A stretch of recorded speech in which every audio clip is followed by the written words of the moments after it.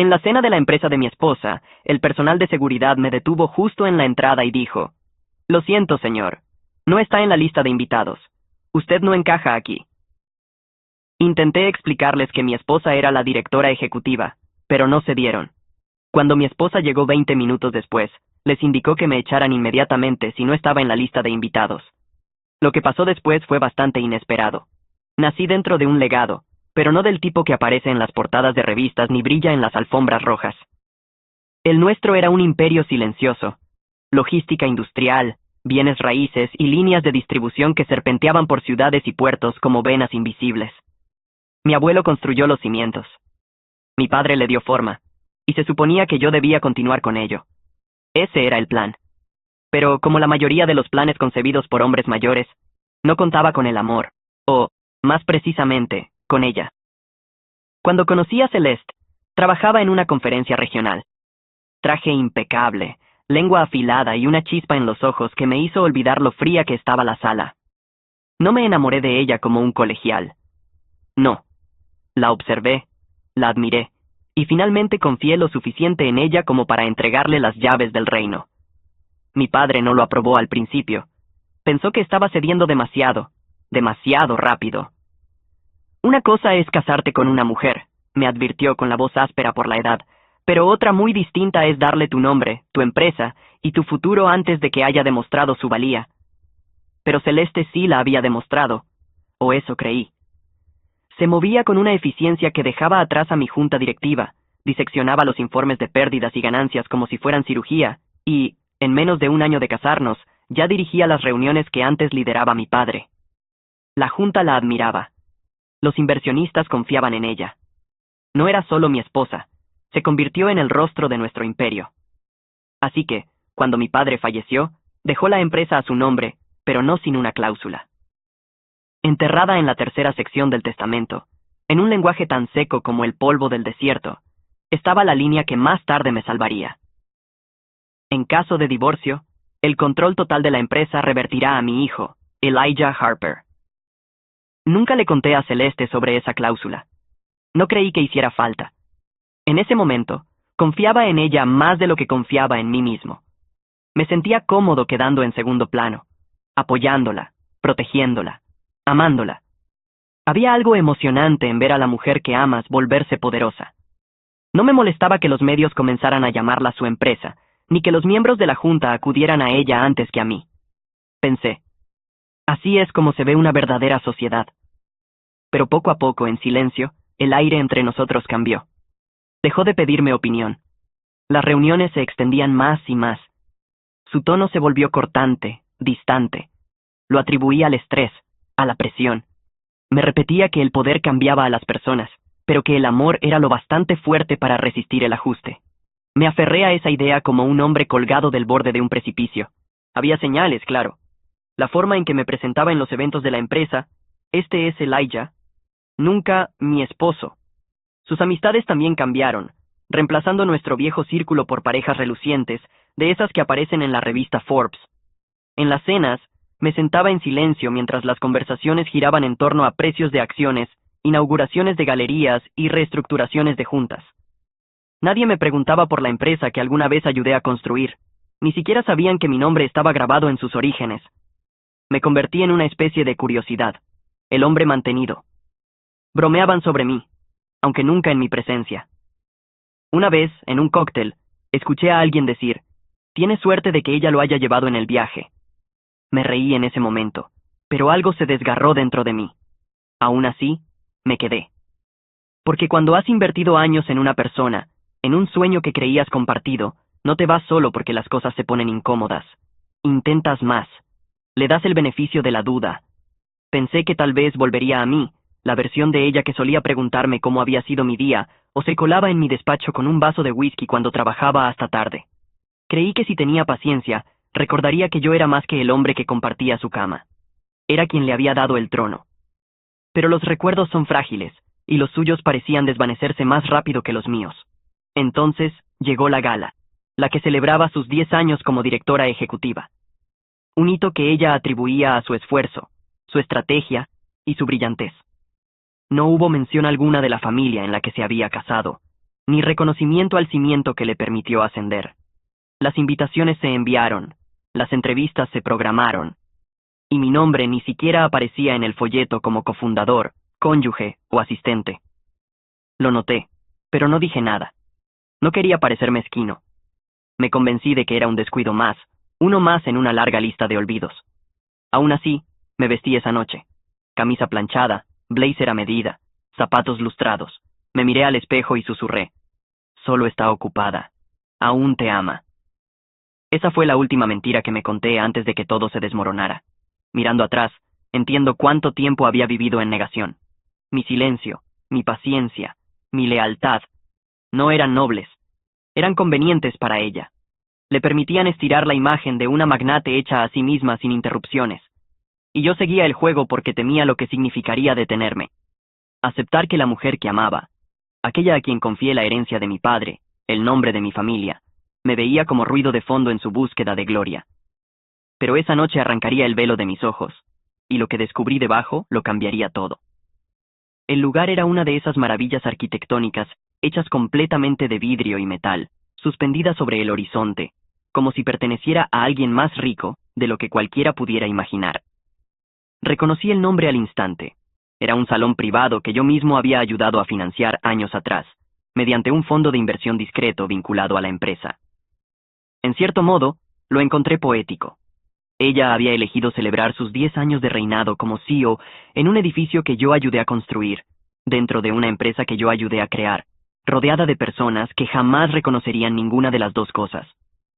Me senté en la parte trasera del coche negro, mi reflejo estirado sobre el cristal tintado, y ensayé en mi cabeza la simple frase que diría en la puerta: soy su esposo. Eso era todo lo que pensaba necesitar. Siempre había sido suficiente. El coche redujo la velocidad al llegar a la entrada, donde los valet uniformados en blanco corrían de un lado a otro como hormigas con llaves de autos de lujo. Una cuerda de terciopelo mantenía a raya a la multitud que se reunía afuera. Periodistas, tal vez, o simplemente ricos curiosos que rondaban estos eventos con la esperanza de ser confundidos con alguien importante. Salí del coche, me ajusté la chaqueta, intentando que mis nervios no me delataran. No estaba nervioso por verla, sino porque ya sentía que algo no iba bien. Su asistente no había respondido mis mensajes en todo el día. La casa había estado silenciosa toda la semana, como si algo se estuviera orquestando en secreto. Y ahora, los ojos del guardia me escaneaban como si fuera un repartidor con el paquete equivocado. ¿Puedo ayudarlo, señor?, preguntó, cortés pero vacío. Soy Elijah Harper, respondí con calma. Estoy aquí para la gala de aniversario de la directora ejecutiva. Soy su esposo. El guardia miró una tableta, deslizando el dedo. No está en la lista, señor. Reí suavemente. Seguramente un error. Soy su esposo. Avísele que estoy aquí. Ella aclarará todo. Pero intervino un segundo guardia, más corpulento, menos amable. Señor, no está autorizado para ingresar al evento. Si su nombre no aparece en la lista, no podemos dejarlo pasar. Los miré, esperando el remate de una broma. No llegó. Yo construí esta maldita empresa, dije ahora en voz baja, con los dientes apretados. ¿Creen que un nombre en una lista va a impedirme entrar en mi propio legado? El segundo no se inmutó. Nuestras órdenes fueron claras. Sin credencial, sin entrada. Usted no encaja aquí. Esa frase golpeó distinto. No encajas aquí. Resonó. Rebotó en las paredes de cristal de mi memoria, chocando contra todos esos momentos en que me habían pasado por alto, dejado fuera de invitaciones, sentado al fondo. No era la primera vez que me sentía fuera de lugar en una habitación que yo mismo había ayudado a crear. Pero era la primera vez que se hacía con precisión. No fue un accidente. Fue un mensaje. Retrocedí, con el pecho pesado por algo entre la rabia y la humillación. Alcé el teléfono para llamarla directamente, pero me detuve. Ella sabía que iba a ir. Lo sabía desde hacía semanas. Fue intencional. Quería ver si haría una escena. No le daría esa satisfacción. Aún así, esperé. Pasaron 15 minutos. 20 invitados desfilaron junto a mí con vestidos brillantes y smokines a medida, sin dedicarme ni una mirada. Algunos fotógrafos me observaron con curiosidad, probablemente preguntándose si era alguien que había caído en desgracia. Supongo que sí. Y justo cuando me di la vuelta para irme, ella apareció. Celeste bajó de una sub negra, escoltada por 2 asistentes y una nube de cámaras. Se veía deslumbrante, como siempre, elegante, poderosa, intocable. Nuestras miradas se cruzaron por una fracción de segundo y esperé un destello de reconocimiento, un gesto, algo. En lugar de eso, siguió caminando hasta que uno de los guardias se inclinó y le susurró algo al oído. Ella se detuvo a medio paso, me miró y sin titubear pronunció unas palabras que jamás olvidaré. «Solo es mi calentador de cama. Échenlo, ya me ocuparé de él en casa». La frase me atravesó como vidrio. No reaccioné, al menos no por fuera. Me quedé quieto, observando cómo desaparecía en el edificio, rodeada de aplausos, flashes y la adoración vacía de desconocidos. Mis manos seguían a mis lados, inútiles. Asentí una vez a los guardias, di media vuelta y caminé hacia el coche. Nunca me había sentido tan expuesto, tan no invitado, tan invisible. El conductor no hizo preguntas, simplemente condujo. Miré por la ventana, la ciudad desdibujándose en trazos dorados y de acero. No estaba enfadado, aún no. La ira vino después. En ese momento, lo que sentía era algo más profundo, una especie de náusea emocional, como mareo dentro de mi propia vida. Pensé en las noches en que la abracé mientras lloraba por proyecciones incumplidas. En los fines de semana que pasé reescribiendo sus presentaciones, cuando no encontraba las palabras. En los años en que permanecí a su lado en silencio, mientras ella ascendía como humo y me dejaba entre las cenizas. Y esa noche, me había reducido a nada. Ni siquiera a eso, a una broma. Llegué a casa poco después de la medianoche. La casa estaba oscura, fría. Su presencia no la había tocado en días. Me serví una copa y me senté en el sillón de cuero viejo que había sido de mi padre, que aún olía a cigarros y sándalo. Abrí el cajón a su lado y saqué una carpeta manila. Dentro estaban copias del testamento de mi padre. Pasé las páginas hasta llegar a la cláusula que no había pensado en años, y allí estaba, clara, indiscutible y vinculante. Si ella alguna vez me dejaba, o si yo la dejaba, la compañía volvería a mí por completo. En ese momento, algo dentro de mí se solidificó, una quietud total. No lloré, no grité, solo tomé una decisión. Llamé al abogado y le dije que preparara los papeles del divorcio de inmediato. Quería que se los entregaran por la mañana. Sin ceremonias, sin advertencias, solo la verdad, entregada como una bomba de carta en su escalón de mármol. Cuando regresó a casa horas después, algo ebria por la celebración y llena de afecto falso, yo ya había terminado de fingir. Pero sonreí. La besé en la mejilla. Le pregunté si se había divertido. Dijo que había sido un torbellino, que apenas notó que no estaba allí. Asentí. La dejé hablar. La dejé hundirse más en su comodidad. No tenía idea de que la tormenta ya estaba sobre ella. Entró por la puerta poco después de las 2 de la mañana, los tacones en una mano y el teléfono en la otra, riendo por algún mensaje que no debía ver. El sonido de su voz, aguda, altiva, despreocupada, rebotaba en las paredes del pasillo como si fuera dueña de cada rincón. Tal vez lo era, en su mente. Ni siquiera se dio cuenta de que yo aún estaba despierto, sentado en la penumbra del salón con medio vaso de bourbon y el fantasma del hombre que alguna vez fui. Pasó junto a mí sin mirar, dejó los zapatos al pie de las escaleras y murmuró: «Te fuiste temprano». No dije nada al principio. Solo la observé, estudiando la curva de su espalda al estirarse, la forma en que lanzaba su cabello sobre el hombro como si fuera una corona que no notaba que se le caía. «No estaba en la lista», dije finalmente, con voz plana, casi cansada. Se detuvo por un segundo, apenas perceptible, pero lo noté. Ese pequeño temblor en su postura, el instante en que recordó lo que había hecho. Pero no se volvió, no pidió perdón, ni siquiera intentó mentir. Simplemente se encogió de hombros, caminó hacia la cocina y abrió una botella de vino. Era un evento corporativo. Teníamos asientos limitados, dijo con indiferencia, como si fuera un primo lejano pidiendo una invitación. La dejé hablar. La dejé fingir. El silencio entre nosotros no estaba vacío.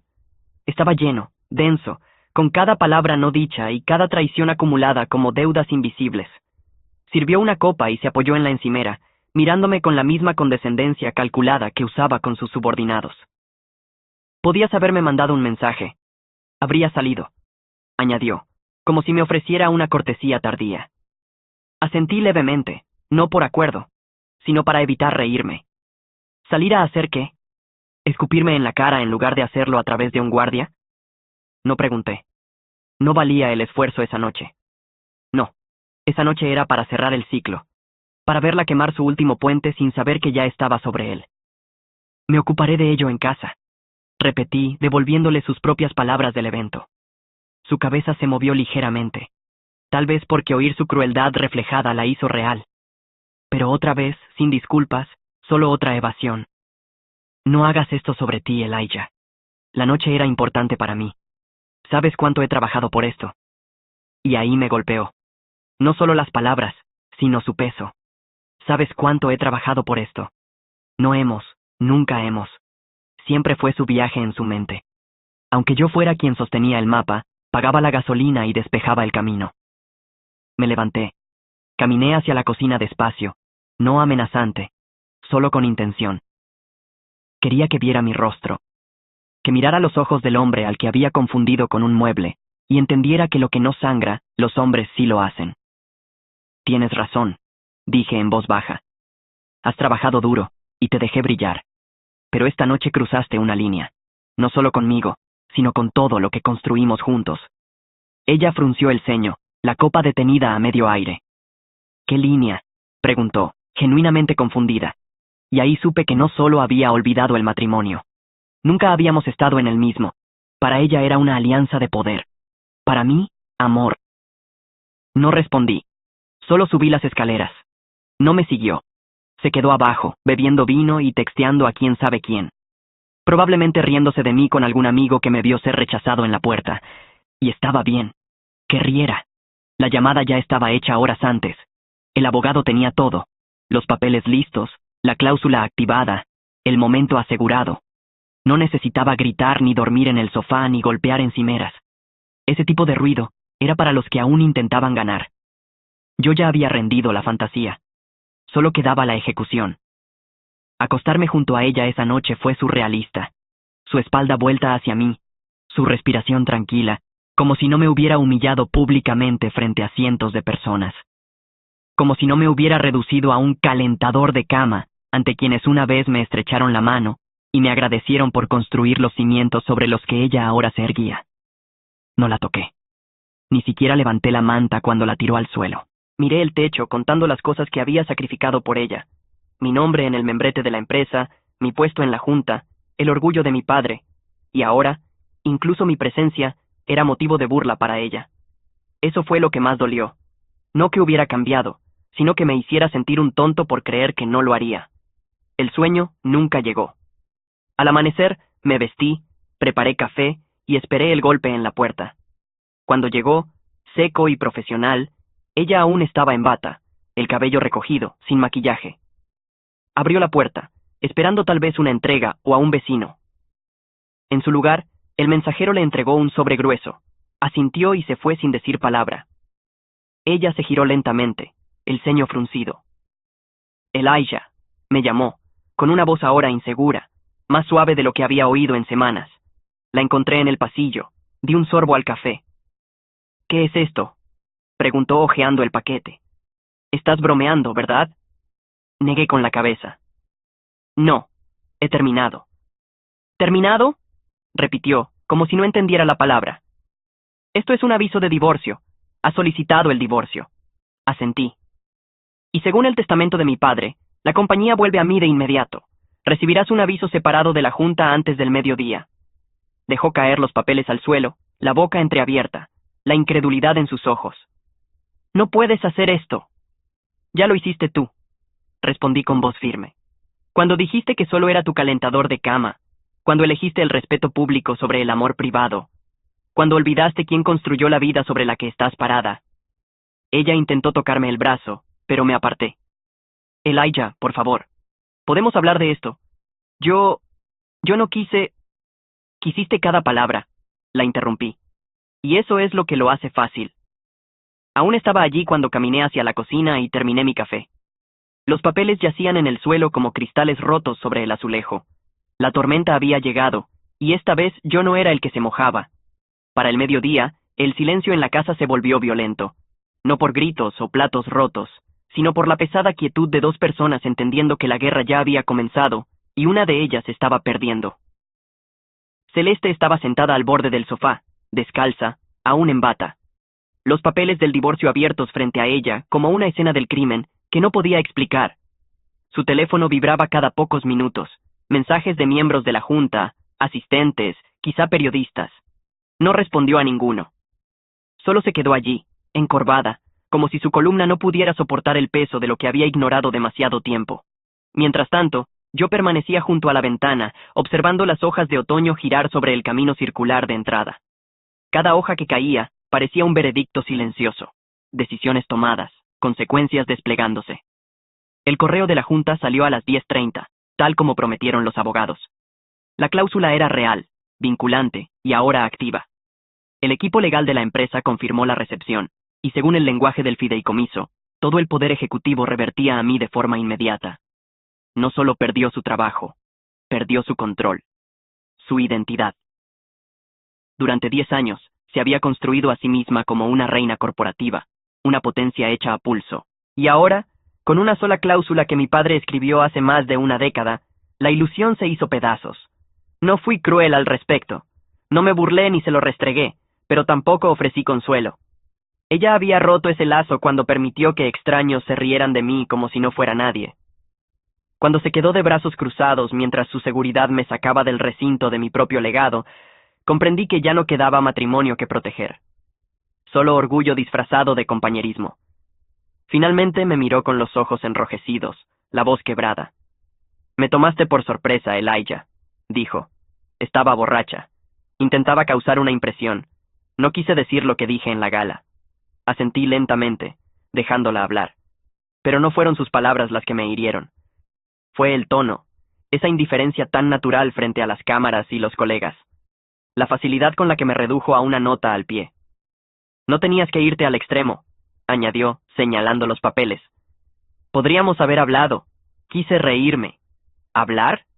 Llevaba 5 años caminando junto a mí como si fuera una lámpara antigua, decorativa, irrelevante y fácilmente reemplazable. Y ahora quería conversación. «Tú disparaste primero», respondí con voz serena. «Solo que no imaginaste cuán lejos resonaría». Se levantó de golpe con las manos apretadas.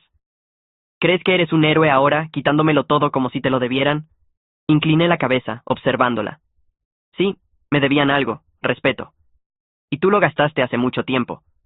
La discusión no se intensificó. Ya habíamos superado los gritos. Ahora era quirúrgico. 2 personas empuñando palabras como bisturís. Ella intentó defenderse, enumerando sus logros, sus noches largas, el crecimiento trimestral que había aportado a la empresa. No negué nada. «Sí, construiste algo», dije. «Pero olvidaste sobre qué cimientos estabas parada. Y ahora vuelve a ser mío». A media tarde, las consecuencias empezaron a expandirse más allá de nuestra casa. Algunos miembros de la junta me llamaron directamente, aliviados. Algunos admitieron con cautela que se sentían incómodos con sus decisiones recientes, los gastos, el enfoque en relaciones públicas, el silencioso desplazamiento de ejecutivos veteranos. «Siempre supimos que era ambiciosa», dijo uno, «pero en algún punto dejó de escuchar. No estuve de acuerdo ni en desacuerdo. No quería hundirla. Solo quería que el control volviera a la línea familiar, donde siempre había pertenecido». La prensa se enteró del divorcio 2 días después, y aunque mantuvimos los detalles legales en privado, la maquinaria del chisme llenó los huecos. Circularon fotos de ella entrando y saliendo de la casa con titulares especulativos. «Pareja poderosa no más». El silencioso divorcio de la CEO de Harper Logistics, desplazada por su esposo en una ruptura repentina. Sus seguidores en redes sociales intentaron darle un giro. Dijeron que yo era un hombre celoso amenazado por su éxito, que no podía soportar a una mujer fuerte. Pero la verdad tenía peso, y eventualmente se asentó. Los registros públicos mostraron que la empresa había sido fundada por mi abuelo. La cláusula del testamento fue confirmada. Mi ausencia en la gala empezó a ser cuestionada, y de pronto la narrativa cambió. Los susurros comenzaron en voz baja, luego más alto. ¿Qué tipo de CEO olvida invitar a su propio esposo a un evento de la compañía? ¿Por qué lo echaron? ¿Por qué la junta transfirió el poder tan rápido? El tribunal de la opinión pública es voluble, y aunque no busqué venganza, tampoco la detuve cuando la marea cambió a mi favor. Celeste no me habló durante 3 días después de eso. Se quedó en la habitación de invitados, su orgullo desmoronándose con cada publicación en redes.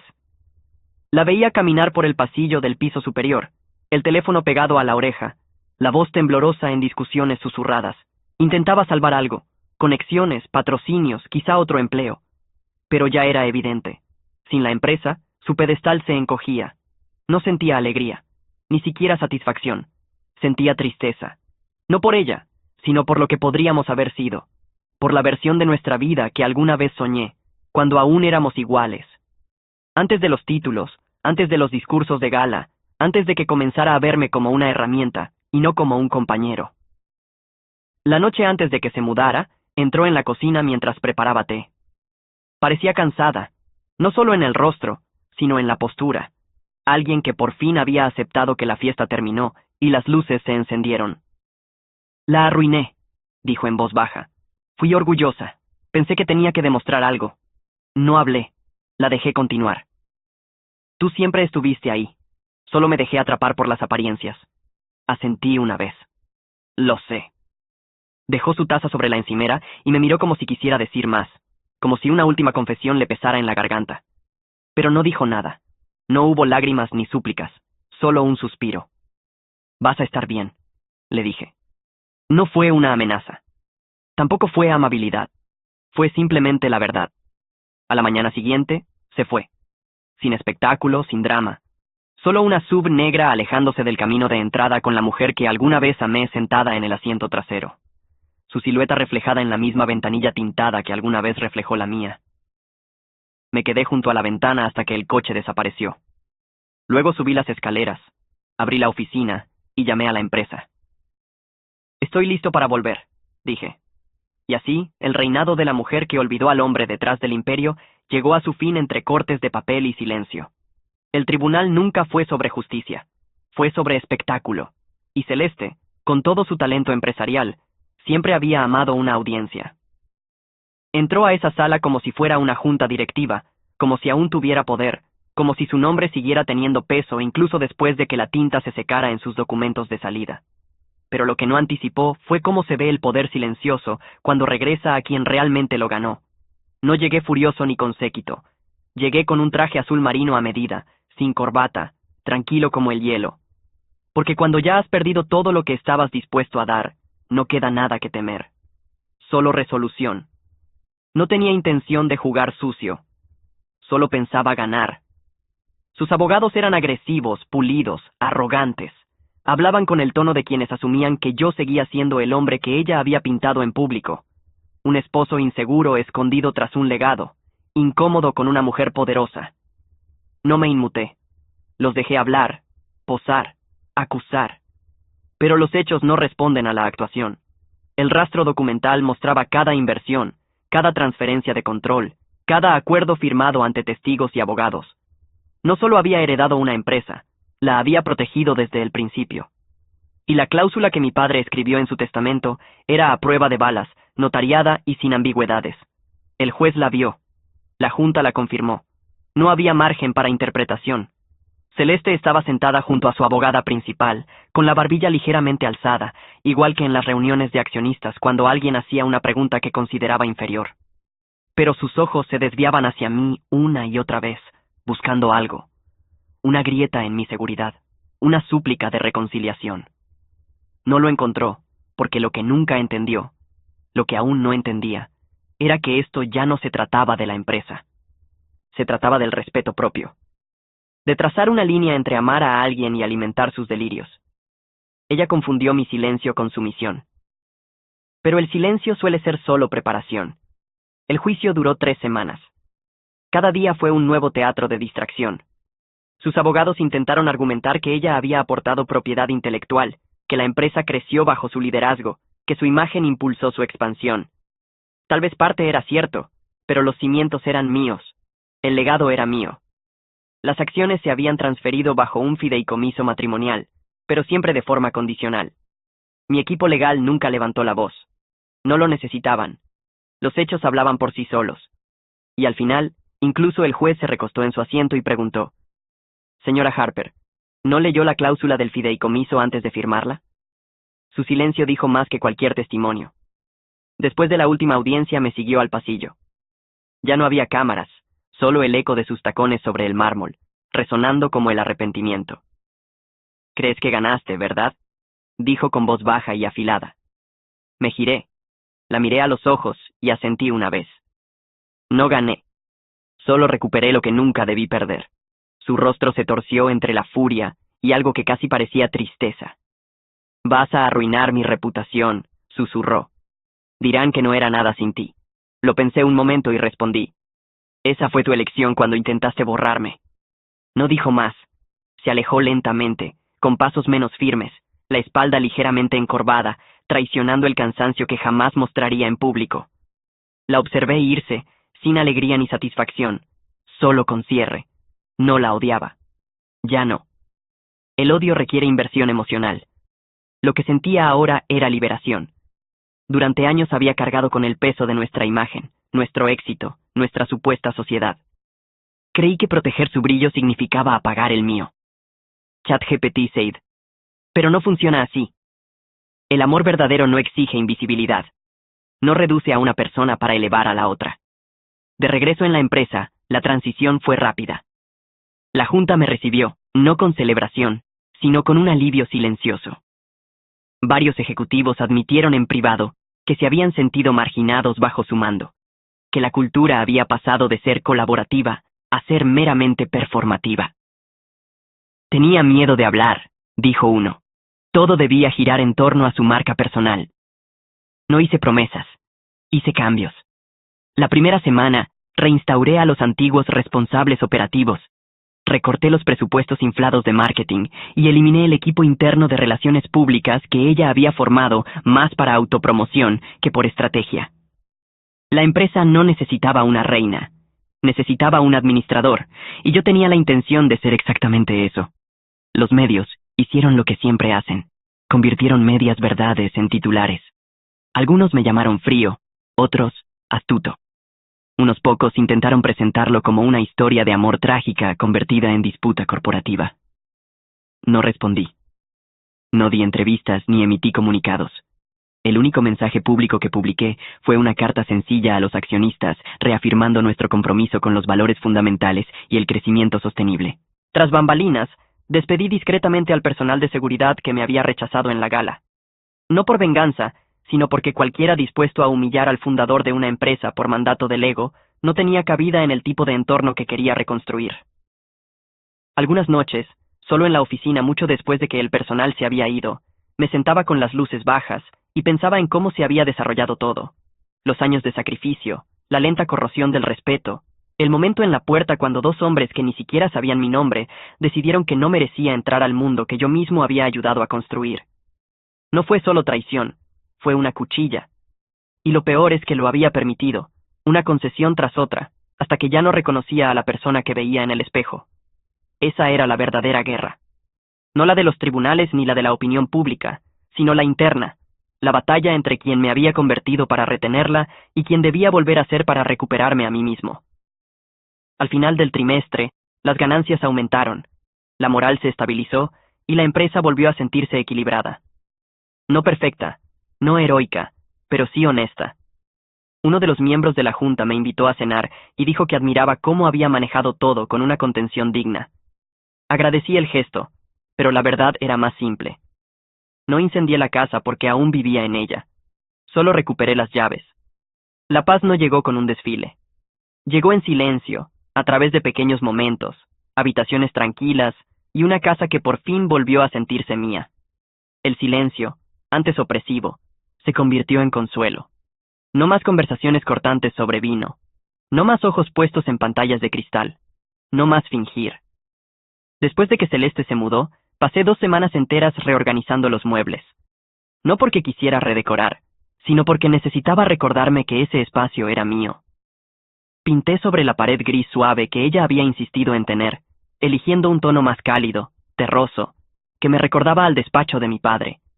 Empaqué sus libros de diseñador, esos que nunca leyó pero exhibía como trofeos. y en su lugar coloqué fotos de mis padres, viejos diarios de viaje, documentos enmarcados de la carta fundacional de la empresa, cosas que volvían a tener sentido. Reconstruir no se trataba solo del negocio, se trataba de identidad, y la mía había estado silenciada por demasiado tiempo. No me apresuré a nada después del divorcio, ni nuevas relaciones, ni eventos públicos, ni celebraciones. No sentía que hubiera ganado, sentía que había sobrevivido. Y eso es distinto. La gente habla de la libertad como una explosión eufórica, pero en realidad es una liberación silenciosa. Empiezas a notar lo profundamente cansado que estabas. ¿Cuántas cosas toleraste que fueron desgastando tu dignidad? ¿Cuántas veces elegiste el silencio cuando debiste mantenerte firme? La sanación no fue ruidosa. Llegó en las mañanas de domingo, solo en el porche con café negro, en las caminatas tempranas antes de que la ciudad despertara, en la comprensión de que ya no necesitaba demostrarle nada a nadie, especialmente a alguien que una vez me llamó calientacamas frente a desconocidos. Un año después conocí a alguien nuevo. Se llamaba Lena. No pertenecía al mundo corporativo, no le importaban los márgenes de ganancia ni las invitaciones a galas. Trabajaba como curadora en un pequeño museo comunitario, y tenía una forma honesta de escuchar que resultaba casi radical en un mundo obsesionado con hablar. No le hablé de la empresa al principio. Quería a alguien que me viera antes de ver mi legado. Y ella lo hizo. Nuestra conexión creció no con fuegos artificiales, sino con chispas constantes, silenciosas, firmes y profundas. Preguntó sobre mi pasado sin convertirlo en espectáculo. Cuando finalmente le conté todo, simplemente asintió y dijo, «Debe haber dolido como el infierno». Fue la frase más validante que había escuchado en años. Con ella no me sentí como un título o una transacción. Me sentí como un hombre. Nos casamos una tarde lluviosa, descalzos, en un jardín sin invitados, excepto la familia cercana y unos pocos amigos de toda la vida que habían soportado las tormentas conmigo. No hubo fotógrafos, ni publicaciones virales, ni patrocinios de marca, solo votos reales, de los que reconocen las imperfecciones y dejan espacio para el crecimiento. Ella no necesitaba que fuera poderoso, necesitaba que estuviera presente, y eso lo cambió todo. La casa volvió a ser un hogar, la risa regresó a las habitaciones que antes resonaban con silencio, y por primera vez en años, me miré al espejo, y no vi al hombre de ojos vacíos esperando ser reconocido. Vi a alguien completo. En cuanto a la empresa, no solo la recuperé, la transformé. Desmantelé la jerarquía que ella había construido y que premiaba las apariencias sobre las contribuciones. Reinstauré la transparencia como valor central y reemplacé la cultura de desempeño tóxico por programas de liderazgo basados en la mentoría, no en el ego. Comenzamos a invertir en bienestar de empleados, programas de salud mental y canales de liderazgo para voces subrepresentadas. El cambio no fue inmediato, pero sí constante, y el efecto fue palpable. El lugar de trabajo se volvió más ligero, más agudo, más eficiente. No solo crecimos en ganancias, crecimos en propósito, y eso era algo que ninguna hoja de cálculo podía reflejar. De vez en cuando oía hablar de Celeste. Había comenzado a trabajar como consultora, intentó lanzar su propia firma, pero nunca despegó del todo. Algunos decían que le costaba recuperar el equilibrio, otros que se estaba rebrandeando. No la seguí, no lo necesitaba. El pasado ya había hecho su daño, y también su trabajo. Una vez me envió una carta. No era una disculpa exactamente, más bien una reflexión. Escribió: «Ahora veo cómo la ambición puede torcer el amor hasta convertirlo en una herramienta. Lamento la parte de mí que no supo cómo sostenerte bien». La leí 2 veces. No respondí. Algunas historias no están destinadas a reabrirse, solo a cerrarse con gracia. La pieza final de la reconstrucción no vino con un triunfo empresarial, ni un momento romántico, sino con algo mucho más silencioso. Una noche, ya tarde, en la oficina, mientras revisaba viejos archivos en un gabinete olvidado, encontré una nota escrita a mano por mi padre. Estaba sujeta a los documentos originales del fideicomiso, los que contenían la cláusula. Con su escritura temblorosa decía: «Si ella te olvida, hijo, no te olvides de ti mismo». Me quedé mirando esa frase largo rato. Todo el dolor, las decisiones, los sacrificios silenciosos se condensaban en esa línea. Esa era la diferencia. Celeste me había olvidado, pero yo me había olvidado de mí mismo. Nunca más.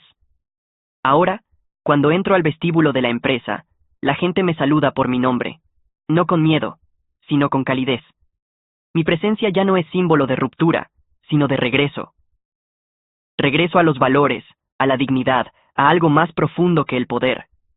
Ahora sé que el éxito no significa nada si te cuesta tu autoestima. Y el amor, el verdadero amor, no se trata de quién brilla más, sino de quién sostiene tu luz cuando titubea. Perdí años persiguiendo una versión del amor construida sobre la imagen. Pero gané algo más fuerte, un respeto propio que nunca volverá a negociarse. A veces la venganza más poderosa no es ruidosa, es la resiliencia silenciosa, la reconstrucción constante, y marcharte con la dignidad intacta.